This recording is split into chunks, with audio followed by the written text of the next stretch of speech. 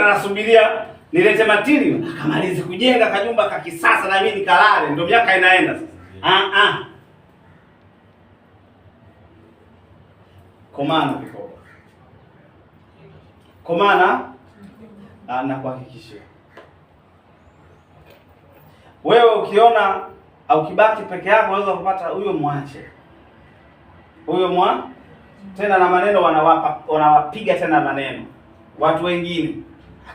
Mbona mtafika popote? Waambie tuache. Sisi tunajua tunapo.